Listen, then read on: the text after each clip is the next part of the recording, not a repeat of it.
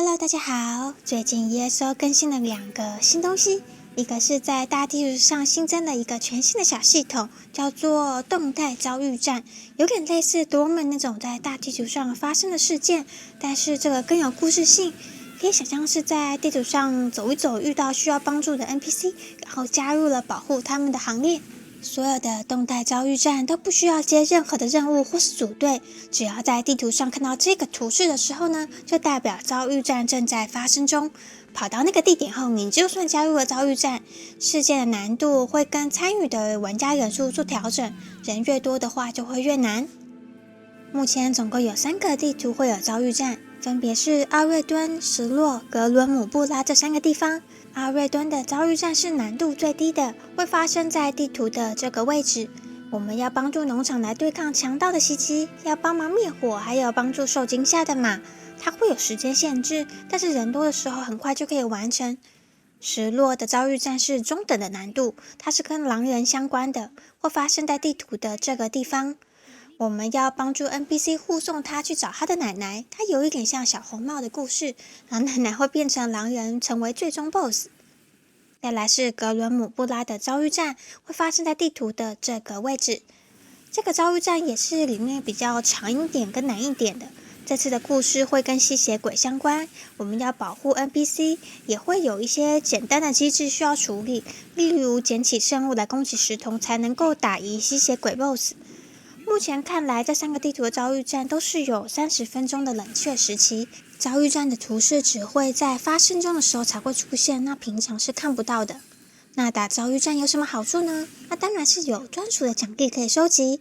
最主要的重要奖励是收集狼人变身和吸血鬼终极技能的外观变化，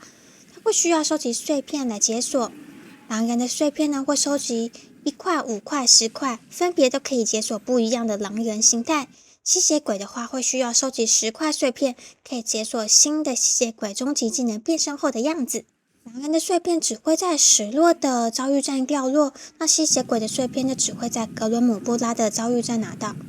另外一个比较重要的奖励呢，是可以收集盗贼避难所这个房子的其中一个碎片。这个房子会需要收集4个物品来合成，那其中一个就是会在这个动态遭遇战的箱子里面可以开到。另外3个目前我还找不到100%确定的答案，可是应该是在做盗贼工会的主线和支线任务之类的，可以收集到其他的碎片。那之后如果有确定的资讯，我会再补充。集满碎片后，就可以直接合成换取这个免费的房屋哦。除此之外，还会掉新的服装样式和一些要打副本才可以拿到的装备。我看网络上资讯还可以有机会拿到要打竞技场才会掉的套装，我自己是还没有拿到过。可是如果真的可以拿到竞技场套装，那真是太方便了。一直重复打竞技场，为了收集套装真的好麻烦啊。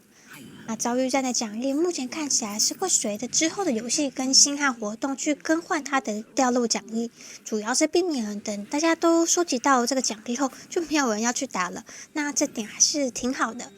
所以有时间的朋友们可以先去把狼人和吸血鬼还有房子的碎片给收集，加入的故事性有种在 Tamara 冒险的时候遇见事件的感觉，蛮有趣的。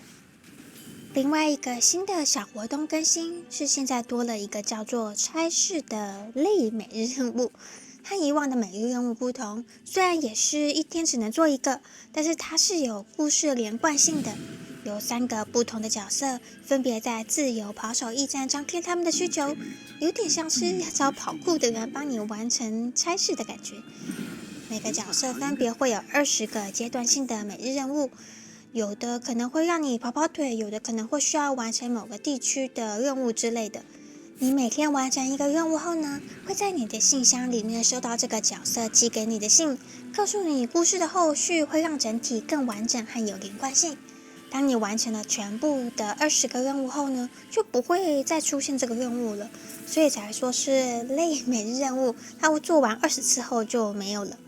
那目前有3个角色，分别可以在3个公布栏接取任务。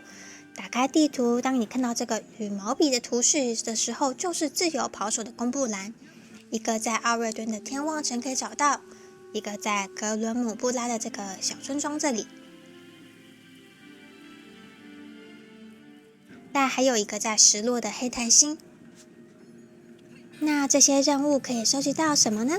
每次完成任务的时候都可以得到一个奖励箱子，最好的奖品就是可以收集到各种古物的线索，那种通常要去特定地方才可以拿到的线索，现在在这个箱子里面就有机会可以开到哦。那有的线索拿起来非常的麻烦，所以可以用这种方式拿到的话，真的可以省下不少力气。再来就是会给一些地图套装、家具图之类的，是有机会可以拿到可以卖贵一点的家具图。那当你完成第10个和第20个任务的时候，还会拿到一个翻译叫做未定型的位面钥匙的道具。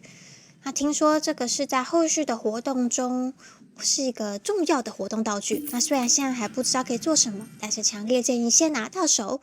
那当你完成全部20个任务以后，还可以得到这个角色专属的海报家具。整体来说是比以往的每日任务少了一些作业感，多了一点人情味的感觉。那这2大更新都让我觉得有种 Tamriel 更生动活起来的感觉，发挥了一些想象力，让我们感觉好像真的在这世界冒险一样。顺带一提，最新的黄金海岸世界里面，它多了一个可以用2000交易条来换取的时装，非常的像鲁夫，可以在 Tamriel 里面玩角色扮演了。那大家赶快去试试看吧！祝大家游戏愉快哦，拜拜。